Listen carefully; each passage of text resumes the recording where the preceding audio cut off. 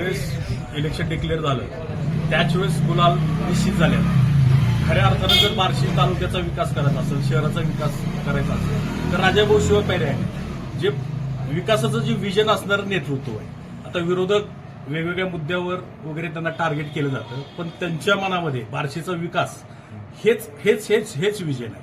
त्यामुळे विजय निश्चित आहे. बार्शीकरांचा प्रचंड प्रतिसाद आहे आणि निश्चितप्रमाणे सर्व नगरसेवक व नगराध्यक्षपदाच्या उमेदवार म्हणजे बहुमतानं येतील ही जी मला खात्री आहे. आणि बार्शीकर भरभरून राजाभाऊवर प्रेम करतील. टप्प्यात आलेला आहे आणि महायुतीला अतिशय वाढता प्रचंड प्रतिसाद आहे.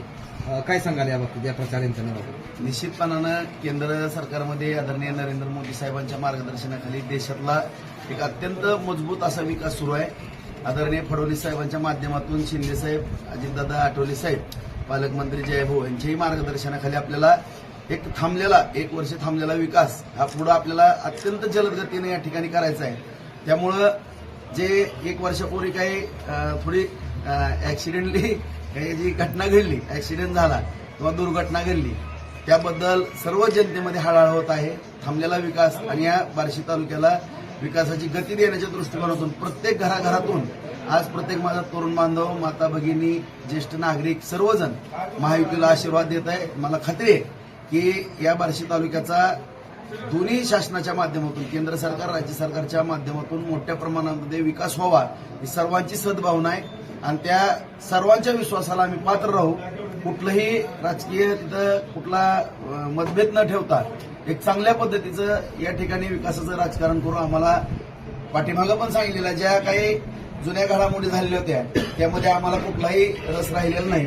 फक्त विकास आणि विकास या मुद्द्यावरती प्रत्येक कुटुंब आज या ठिकाणी आम्हाला आशीर्वाद देतात. आदरणीय दादांचा सुद्धा आम्हाला या ठिकाणी आशीर्वाद आहे.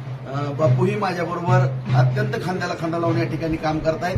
फक्त थोडं काय विरोधकांना नेहमी अफवा उठवण्याची सवय आहे, परंतु मी कमी बोलतो आता.